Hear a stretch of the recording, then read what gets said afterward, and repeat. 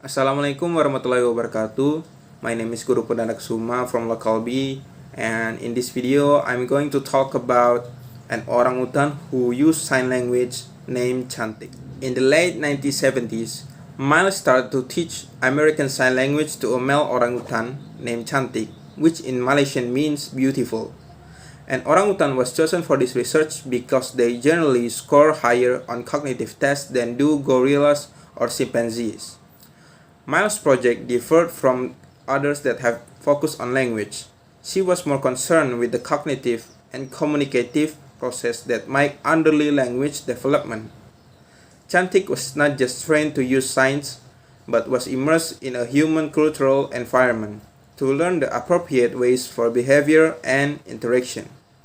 No attempt, though, was made to raise Cantik like a human child.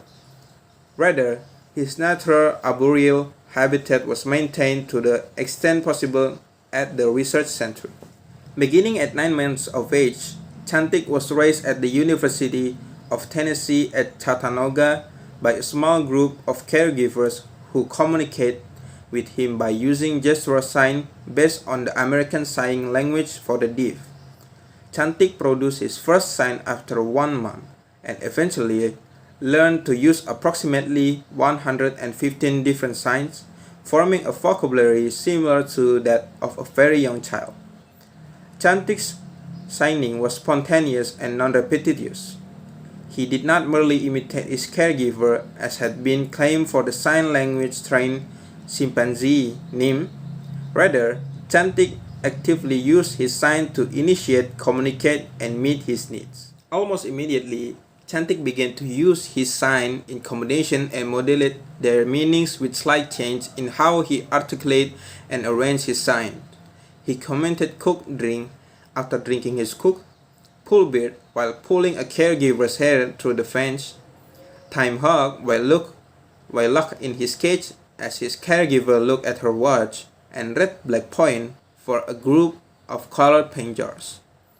At first he used sign language to manipulate people and objects, to meet his need rather than refer to them. He knew the meaning of his sign, the way a pet might associate a can of food or a word with feeding time. As Cantik's vocabulary increased, the ideas that he was expressing became more complex, such as when he signed a bad bird at noisy birds giving alarm calls, and why cheese food eat forget take cheese. He understood that things had characteristics or attributes that could be described. He also created combination of signs that the research never used before. In the way that a child learns a language, Cantik began to over or underextend the meanings for his sign, which gave the research insight into his notion and how he was beginning to classify his work. For example, he used the sign of dog for dogs, a picture of dog in his viewmaster, orangutans on television, barking noises on the radio, birds, horse, a tiger at the circus, a herd of cows, a picture of a cheetah, and a noisy helicopter that presumably sounded like it was barking. For Cantik, the sign book included crickets, cockroach, a picture of a cockroach, beetles, slugs, small moths, spiders, worms, flies, a picture of a grab shaped like a butterfly, tiny brown piece of a cat food, and smile bits of faces. His sign break before he broke and shared pieces of crackers, and after he broke his toilet. He signed in bad to himself before he grabbed a cat, when he bit into a radish, and for a dead bird. The research also discovered that Cantik could comprehend the research spoken English. One day when the radio was on, a children's story about a cat was being broadcast.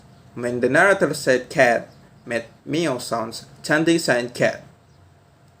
When they verbally asked Cantik to sign a number, the words in his vocabulary, which he promptly did, showing that he had developed sign-speech correspondence without intentional training.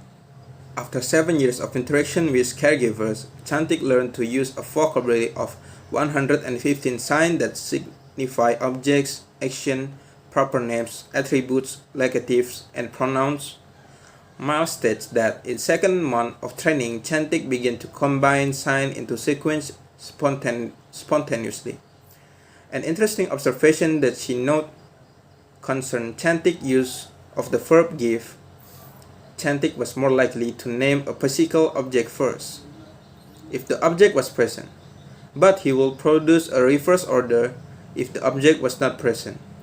This word order, regularity, appeared despite the absence of models provided by his caregivers.